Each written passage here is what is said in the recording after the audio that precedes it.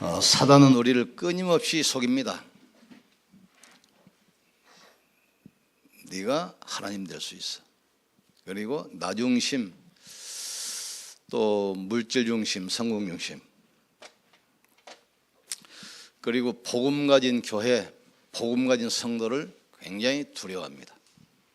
그리고 렘넌트를 또 무너뜨려요. 어쨌든 사단은 복음 못 듣게 만들고 복음 이해하지 못하게 만듭니다. 여기서 우리가 이 초대교회를 한번 보세요. 초대교회.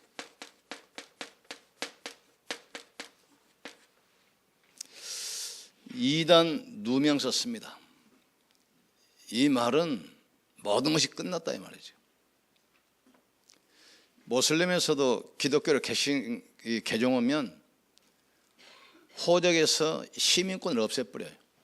그러니까 학교도 갈 수 없고 취업도 할 수 없고 결혼도 할 수 없고 또 법의 보호가 사라지기 때문에 아무나 죽여도 살인죄가 안 돼요. 초대교회가 그랬습니다. 그러니까 더 이상 사람이 아니다 이거지. 그러니까 죽여도 살인죄가 안 걸려.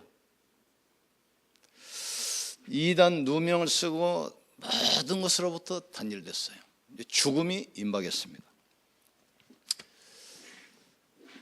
그런데 이 사람들이 지금 마가 다락방에 지금 모인 겁니다. 여기 가면 죽습니다. 그런 줄 알면서도 죽음과 아무 상관없이 모였어요. 이유가 뭐였습니까? 부활하신 주님을 딱 만나갑니다. 감람산에서 40일 동안 하나님 나라 일에 대해서 말씀하시니라. 부활하신 주님이 감람산으로 제자를 불러가지고 직접 만났어요. 부활하신 주님 만난 후로 죽음도 두렵지 않았어요. 그게 아무 상관이 없어져 버린 거예요. 죽는 줄 알고도, 여기 가면 죽는 줄 알고도 그것과 상관없이 딱 모인 겁니다. 사도행전 17장 31절 나오죠. 부활로 믿을 만한 확실한 증거를 보이시니라 그랬어요. 부활을 목격한 후로 제자들이 달라졌어요. 생각이 딱 바뀌어버린 겁니다. 그러니까 여기 가면 분명히 죽습니다. 그러나 죽음과 아무 상관없이 모였다 이 말이죠. 그러면 초대교회 성도들이 붙잡은 것이 뭡니까?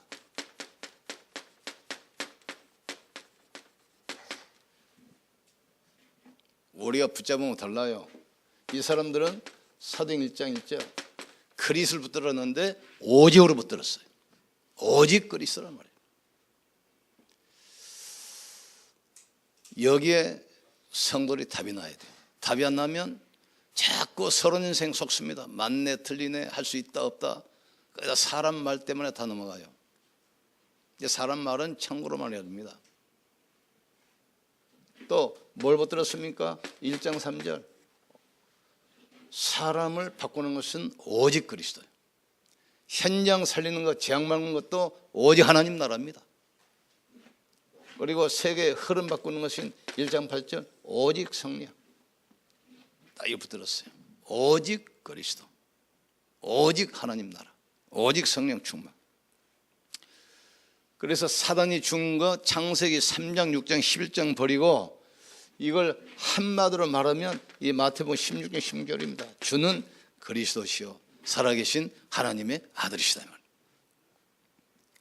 그러니까 나 중심, 사단은 자꾸 나 중심, 성공 중심, 물질 중심 살려고 이걸 놓치게 어떻든 속입니다. 그걸 버리고 그리스도를 붙들어야 돼요. 주는 그리스도시요 살아계신 하나님의 아들이십니다. 그리고 뭘 누려야 되냐? 우리에게 주셨잖아요. 16장 17절 19절 주신 걸 누려야 돼요. 주신 걸 누려야 돼요. 네 반석 위에 내 교회를 세울 것이다.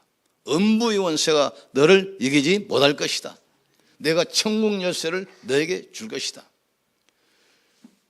이 언약을 오직으로 붙든 사람은 절대로 무너지지 않습니다. 반석 위에.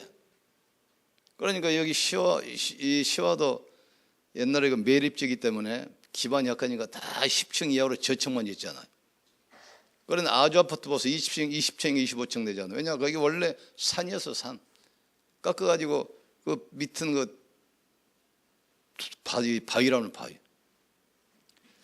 이 신앙 고백했는데 바에너 시몬아 네가 복이 있다. 이를 알게 하는 혈육이 아니요 하늘에 계신 네 아버지라 이렇게 말씀하시면서 네 반석 위에 내 교회를 세울 것이다. 이 언약 붙은 사람은 죽음이 와도 흔들리지 않아요. 음부의 원세가 너를 멸하지 못할 것이다. 그리스도 올바로 붙은 사람은 절대로 재앙 저주가 가까이 못 옵니다. 내가 천국 열쇠를 내게 주겠다. 모든 축복 다 주시게 돼 있어요. 이걸 붙잡고 초대교회가 지금 뭘 누렸습니까? 오늘 본문입니다. 1장 14절. 오로지 전혀 기도에 힘쓰니라 그랬어요. 예수님이 태어나신 것은 그 역사적 인물입니다. 예수님은 신화가 아닙니다. 역사적 인물이에요. 죽으시고 부활하셨다. 이건 역사적 사건이란 말이죠. 근데 사단은 자꾸 이것을 뭐 옛날 이야기처럼 신화로 돌리는데 아닙니다. 이 사실을 기도로 누리는데 내용이 뭐냐? 부활하신 주님이 주신 말씀이 있습니다. 마태복음 28장 16, 20절. 하늘과 땅의 모든 권세가 지고 세상 끝날까지 너와 항상 함께겠다. 하늘의 권세, 땅의 권세가 된 그분이 세상 끝날 거 우리가 함께했다. 이 사실은 절대로 안 바뀝니다. 우리 능력과 관계없습니다. 그래서 하나님께서 우리를 부르실 때 우리의 수준 보는 것이 아닙니다. 우리의 실력 보는 게 아니에요. 믿음이랍니다. 이 사실을 믿느냐 안 믿느냐. 이 예수님의 약속은 변하지 않아요. 하늘과 땅의 모두 하늘의 권세가 뭡니까? 천군 천사를 움직이는 보호자를 움직이는 권세. 땅의 권세는 뭐죠? 사단을 결박하고 귀신을 쫓아내고 모든 저주를 몰아내는 그 권세. 그분이 세상 끝날까지 우리와 항상 함께 있다. 우리가 낙심할 때도 함께 하십니다. 우리가 위기 많았을 때도 함께 하십니다. 우리가 방황할 때도 주님은 함께 하시는 거예요. 이 사실은 변하지 않아요. 이걸 지금 기도로 누린 거예요. 그러면서 이 마가복음 16장 15절 20절 우리를 왜 불렀습니까? 세상 살리도록 믿는 자들에게는 이런 표적이 따를 것이다. 너희가 내 이름으로 귀신을 쫓아내고 병든 자에게 손을 얹은 나리라. 특별히 몸에 아픈 분들 단대히 기도하세요. 원래 인간에게 자연 모든 병을 치유할 수 있는 면역 기능을 넣어줬습니다. 그런데 엉뚱한 짓하다가 이게 기능이 다 무너져 버렸어. 집중하면 회복되게 돼 있어요. 그러면서 약속했잖아요.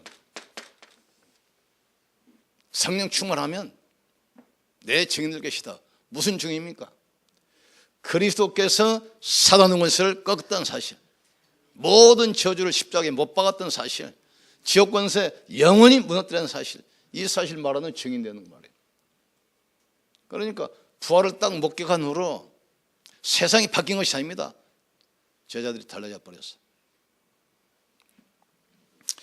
그래서 문제 환경에 집중하지 마시고 복음에 집중하셔야 돼요. 인간은 영적 존재이기 때문에 집중하면 굉장하게 나옵니다. 무한대 무한대. 끝이 없어요.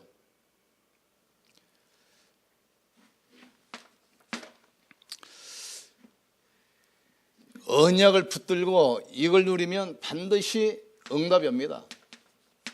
이게 사도행전 2장 1절 47절이에요. 어떤 능력이 갔습니까? 사도행 2장 1절 3절 성령께서 바람같이 불같이 이 역사를 체험해야 돼요. 바람같이 불같이 성령이 역사하시는데 누가 막습니까? 아무리 단절시켜도 확산돼 나가는 거예요. 그러니까 베드로가 설교하는데 베드로 아니냐? 베드로 원래 그 어부 무시겠잖아요. 성령 충만한 베드로가 딱 바뀌어버렸어. 안진병이 일어난 것이 아닙니다. 안진병이 보는 영적인 눈이 바뀌어버린 거예요.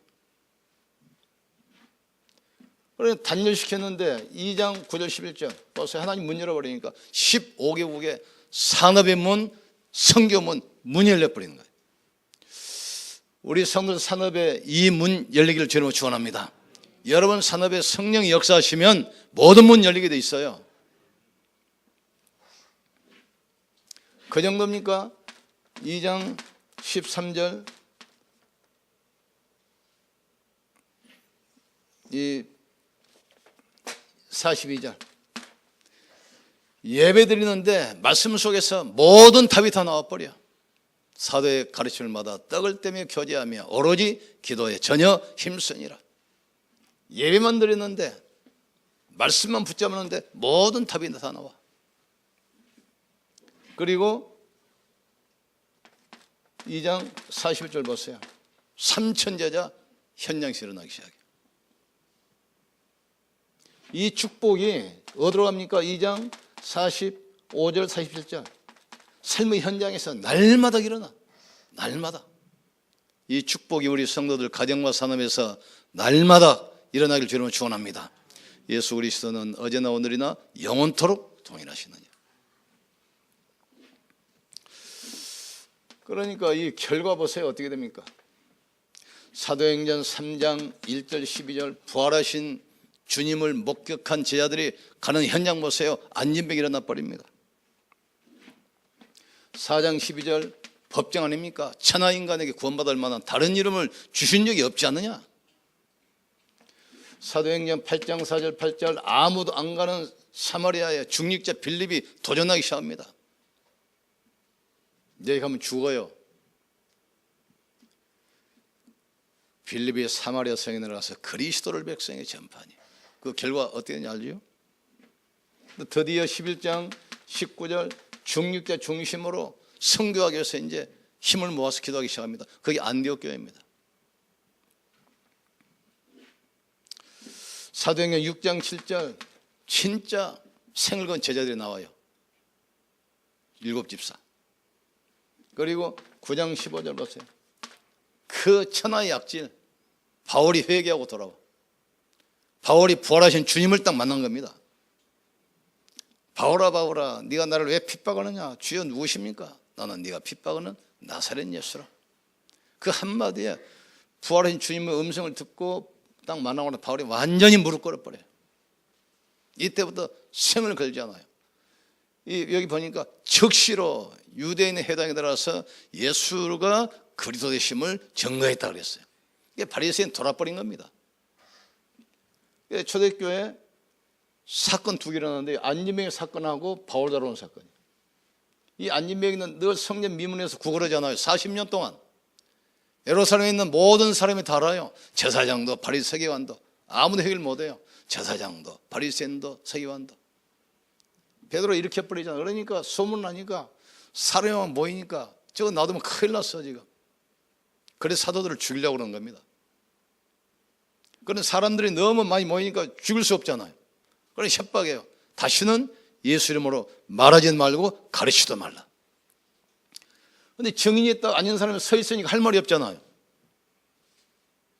그래서 협박하는 거야. 이때 유명한 말이잖아요. 그러면 천하인간에게 구원받을 만한 다른 이름을 주신 적이 없지 않냐? 우리는 보고 들은 것을 말하지 않을 수가 없다. 이게 바울을 사울 아닙니까? 예수 믿는 사람 잡으라고 보냈는데 이게 지금 주님을 딱 만나버린 거예요. 확 바뀌어버렸어요. 즉시로 회당에 들어가서 예수를 그리스도라 증거하니라 그랬어요. 그러니까 유대인들이 완전히 돌아버린 거예요 지금.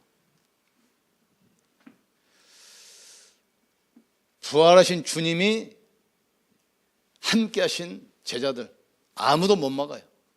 그래서 얼마나 심했냐면 천하를 어지럽게 하는 자들이 여기도 왔다 그랬어요. 우리는 천하를 어지럽게 하는 사람들입니다. 천하를. 이때부터 드디어 사도행전 13장, 16장, 19장 보세요. 무속, 점술, 우상 무너지잖아요.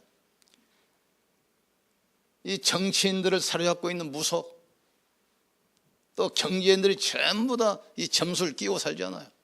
그 지식인들이 전부 다 흑암문에 빠져가지고 이걸 흐름을 바꿔버리는 거예요.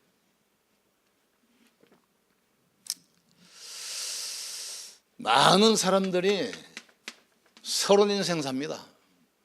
뭐 육신적인 거, 뭐 나중심, 물질중심, 세상중심, 크다 사람 말하고 예배가 안 돼요.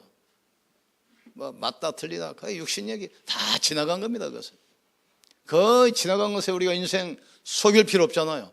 한 번밖에 없는 인생인데 서론 인생 살면 되겠습니까?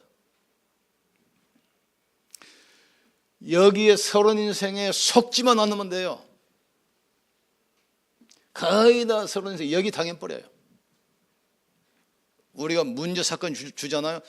주신 이유는 있습니다. 그 위에 새로운 응답을 준비하고 계셔요. 네, 우리는 하나님의 자녀 아닙니까? 성령이 부활하신 주님이 함께 지금 마가다락교에 모인 제자들이 뭡니까? 부활하신 주님을 목격한 사람들이 생을 걸고 지금 모인 현장이에요. 지금. 죽음도 두렵지 않아요. 죽음이 두려운 것이 아니라 죽음 자체가 아무 상관이 없어요. 우리는 지금 그런 사람들이 여기 모인 겁니다. 지금. 그런데 거의 다 사람들이 언약 놓치고 서론 인생에 자꾸 속아. 여기 거의 당해버려요. 속지만 하면 돼요. 속지만. 하나님은 서론 인생이 아니라 우리에게 본론 인생을 준비하고 계셔요. 가는 곳마다 생명이 살아나고, 가는 현장에 재앙과 저주가 떠나가고, 가는 현장에 당당히 정인으로서 이 본론 인생을 준비하고 있어요. 본론 인생. 하나님의 여러분 산업과 인생, 가정을 통해서 그리스도가 증거되기를 원한 엄청난 계획과 축복을 가지고 계시는 거예요.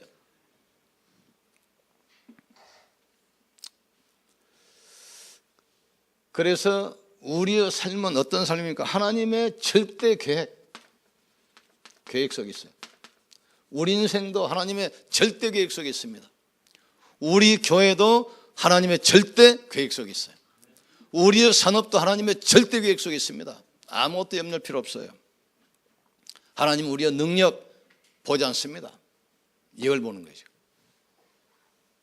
사람들은 거의 다 눈에 보이는 거, 서론 인생에 속지만 않으면 돼요. 거의 다 사람 말에 속고 자기 연약하면서 그걸 보는 게 아니에요. 그 렘넌트 일곱에 보세요. 거의 다 뭐 80대 노인, 이 바울 같은 경우는 불치병자, 그거하고는 아무 상관없어요. 올 1장 14절 다시 읽어봅시다. 12절부터 14절까지 시작. 제자들이 감람원이라 하는 산으로부터 예루살렘으로 돌아오니 이 산은 예루살렘에 가까워 안식일에 가기 알맞은 기절이라.